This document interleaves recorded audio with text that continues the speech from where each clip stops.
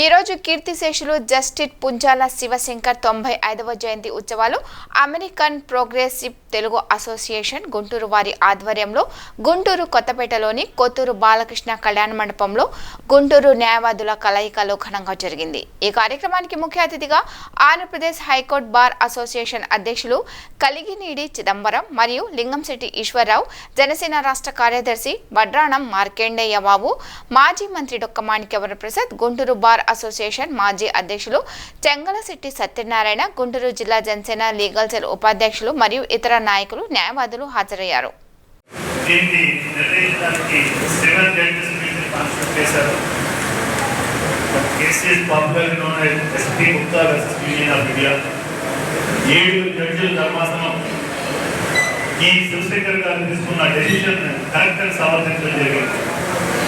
అప్పటి నుంచి కూడా ఆ ట్రాన్స్ఫర్ విషయంలో వచ్చినప్పటి నుంచి శివశంకర్ గారు చేసిన సంవత్సరం నుంచి జడ్జెస్ పోస్టులో రిజర్వేషన్స్ లేకుండా కూడా డౌన్ రావడం పీపుల్ అయిన బీసీ కమ్యూనిటీస్కి, ఎస్సీ కమ్యూనిటీస్కి, ఎస్టీ కమ్యూనిటీస్కి ప్రాధాన్యత ఇవ్వడం జరుగుతుంది. అప్పటి వరకు ఒక ఫార్వర్డ్ క్యాస్ట్ వాళ్ళ చేతుల్లో ఉన్న జ్యుడిషియరీని బీసీ, ఎస్సీ, అనగారిన ముస్లిం అనగారిన వర్గాల వరకు కూడా అదేవిధంగా శివశంకర్ గారు కృషి చేయడం జరిగింది. ఆయన కృషి ఫలితమే ఈరోజు జడ్జెస్ పోస్టులో బీసీస్ ఉన్నా, ఎస్సీస్ ఉన్నా, ముస్లిమ్స్ ఉన్నా, ఇతర డౌన్ రోడ్ పీపుల్స్ ఉన్నా కూడా దానికి ఆయన చేసిన చదువునే కారణమని ఈ సభాముఖంగా మీ అందరికీ తెలియజేసుకుంటున్నాను. అలాగే లామెన్స్ అయిన తర్వాత ఆయన దగ్గర ఒక ఇష్యూ వచ్చింది. అటార్నీ జనరల్ పోస్ట్లో సుప్రీంకోర్టు అటార్నీ జనరల్ పోస్ట్ అని ఉంటుంది. అది హైయెస్ట్ పోస్ట్. గవర్నమెంట్ తరఫున ఏ కేసెస్ చేయాలన్నా అటార్నీ జనరల్ అన్నది ఈ పోస్ట్ గవర్నమెంట్ డిపెండ్ చేసిన అవసరం ఉంటుంది. ఆ పోస్ట్ విషయమై అపాయింట్మెంట్కి అప్పటి ఇందిరాగాంధీ గారి ఫ్యామిలీతో యోగా గురువుగా ఉన్న ధీరేంద్ర బ్రహ్మచారి వారు సంజయ్ ఇందిరాగాంధీ గారి కుమారుడైన సంజయ్ గాంధీ గారికి చాలా దగ్గర అనుభవం ఉన్న వ్యక్తి. వారిద్దరూ కలిసి అప్పటి జస్టిస్ షా కమిషన్లో న్యాయవాద బృందంలో ఒకరిగా పనిచేసిన మదన్ భాగ్య అనే వ్యక్తికి అటార్నీ జనరల్ పోస్ట్ ఇవ్వాలని రికమెండ్ చేయడం జరిగింది. ముందు ధీరేంద్ర బ్రహ్మచారి గారు శివశంకర్ గారితో చెప్పి మదన్ భాగ్య గారిని అటార్నీ జనరల్ చేయాలని చెప్పి వెళ్ళడం జరిగింది. వెంటనే సంజయ్ గాంధీ గారు వచ్చి శివశంకర్ గారితో మీరు మదన్ భాగ్య గారిని అటార్నీ జనరల్ పోస్ట్ వెంటనే అపాయింట్ చేయడం చెప్పడం జరిగింది. వీరిద్దరూ చెప్పిన తర్వాత మదన్ భాగ్య అనే ఆయన ఒక సాధారణ న్యాయవాది, నాట్ సీనియర్ ఆయన షా కమిషన్ లో ఈ న్యాయవాద బృందంలో ఒక వ్యక్తిగా ఉన్నాడే తప్ప ఆయన పెద్దగా కేసులు చేసింది కానీ ఒక కేసెస్ లో అనుభవం కానీ పెద్దగా లేని వ్యక్తి. ఆ విషయం శివశంకర్ గారికి తెలుసు.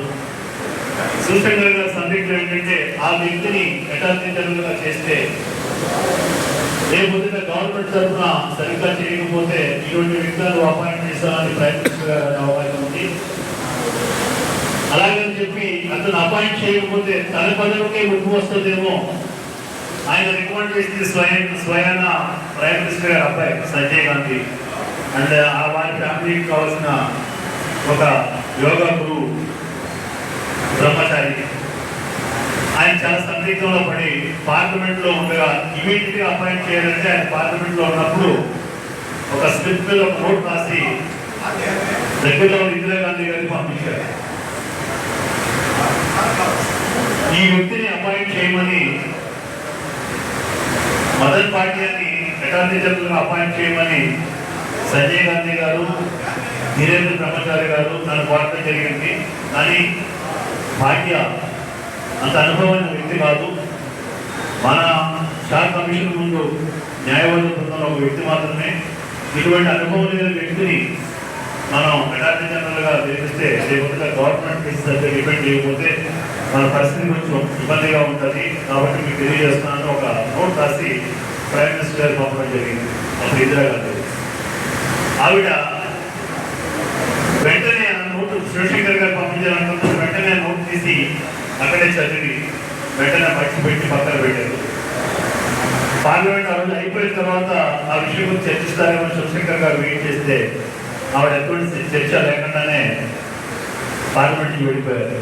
శివశంకర్ గారికి అదే నోట్ పంపించి తప్పు చేశానా అని ఒక సందిగ్ధం జరిగింది. రియల్గా ఆయన అప్పుడు పార్లమెంట్ అయిపోయిన ఆఫీస్కి వెళ్తూ దాంట్లో అంతా కూడా ఇది ఆలోచిస్తారు. ఈవినింగ్ ఆఫీస్కి వెళ్ళారు. తప్పు చేస్తేనేమో నేను సంజయ్ గాంధీ చెప్పినట్టు అపాయింట్మెంట్ చేస్తే సరిపోయేదేమో, ఇందిరాగాంధీ గారికి అనవసరంగా నేను నోట్ పంపించేదేమో అని బాధపడుతూ సాయంత్రం ఆఫీస్లో ఆయన పని ఆయన చేసుకుంటా ఉండగా ఆయన కాల్ వచ్చింది. ప్రైమ్ మినిస్టర్ గారు రమ్మన్నారు.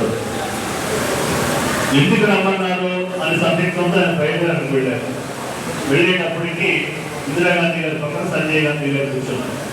ఆయన అర్థమైంది ఆయన అపాయింట్ చేయట్లేదు కాబట్టి ఈయన అమ్మగారి దగ్గర కూర్చొని నన్ను ప్రజెంట్ చేయడానికి కూర్చున్నారేమో, బట్ నేను నోట్ పంపించిన ఆవిడ ఎలా రియాక్ట్ అయ్యారు, ఇద్దరు కలిసి ఒకవేళ తన జాబ్కి ఏదైనా ఇదవుతుందేమో అన్న క్వశ్చన్స్ అన్ని కూడా ఆయన మధ్యలో పెట్టారు.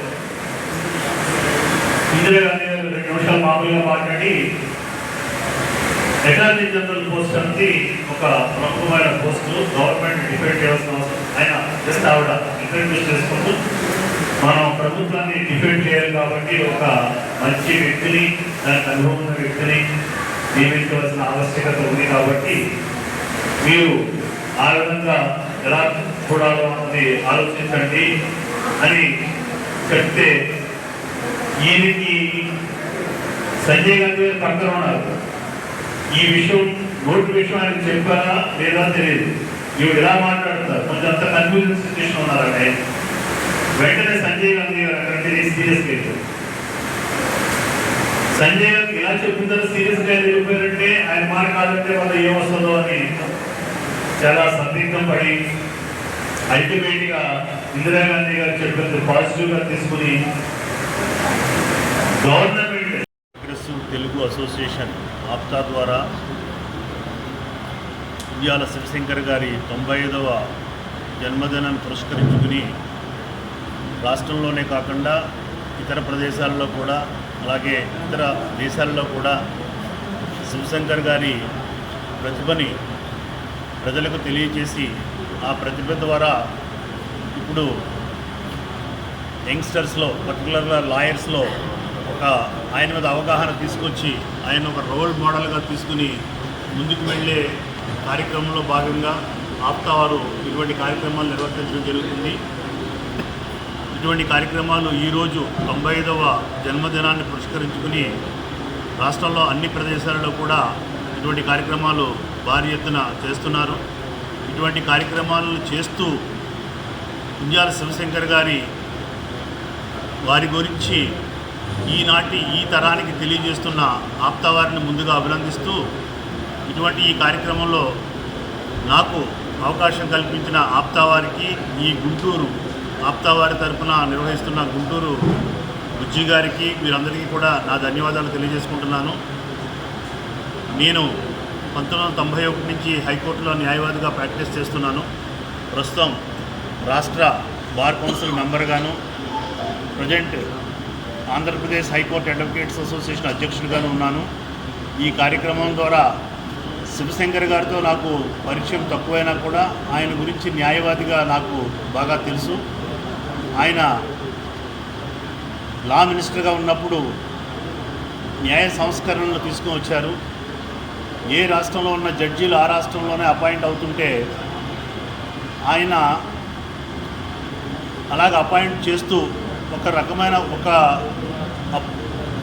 పెద్ద కులాలు మాత్రమే, కొన్ని కులాలకే జ్యుడిషియల్లో అవకాశం కల్పిస్తున్నారని అటువంటిది దాన్ని తొలగించి అన్ని కులాల వారికి, బడుగు బలహీన వర్గాలకి కూడా జడ్జెస్ పోస్టులో సరైన ప్రాతినిధ్యం కల్పించాలని ఆయన ఒక లా మినిస్టర్గా ఉన్నప్పుడు సర్క్యులర్ తీసుకుని వచ్చారు. ఆ సర్క్యులర్లో ఏంటంటే హైకోర్టులో జడ్జెస్ ట్రాన్స్ఫర్ సిస్టమ్ కూడా ఇంట్రడ్యూస్ చేశారు. దాన్ని చాలామంది ఆ రోజుల్లో వ్యతిరేకించినా కూడా 7 జడ్జెస్ బెంచ్ సుప్రీంకోర్టు అది అన్కాన్స్టిట్యూషనల్ కాదు, అది సబబే అని సమర్థించి అప్పటి నుంచి కూడా రాష్ట్రంలో జడ్జెస్ ట్రాన్స్ఫర్స్ అనేవి జరుగుతున్నాయి. చాలామంది అంకుల్ జడ్జెస్ అనే పేరు ఉంటుంది. వారి చుట్టాలు ఒక జడ్జి అయిన తర్వాత ఆ జడ్జి వారి ఫ్యామిలీ మెంబర్స్ కూడా అదే కోర్టులో ప్రాక్టీస్ చేయడం వల్ల కొన్ని రకాల ఇబ్బందులు కలుగుతూ ఉన్నాయి.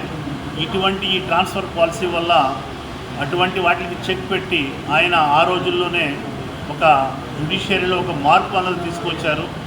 ఆ మార్పు ఇప్పటికీ కూడా ఆయన ముద్ర ఈనాటికి కూడా జ్యుడిషియరీలో కంటిన్యూ అవుతూ ఉంది.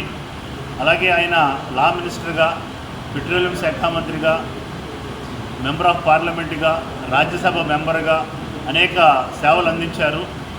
ఆయన చేసిన సంస్కరణ మూలంగానే ఈరోజు న్యాయ వ్యవస్థలో బడుగు బలహీన వర్గాలకు కూడా ఒక జడ్జెస్ పోస్టులో ఒక స్థానం అంటూ ఉందంటే ఇంతకాలమైనా కూడా ఆయన గురించి మన రాష్ట్ర జనసేన పార్టీ నాయకులు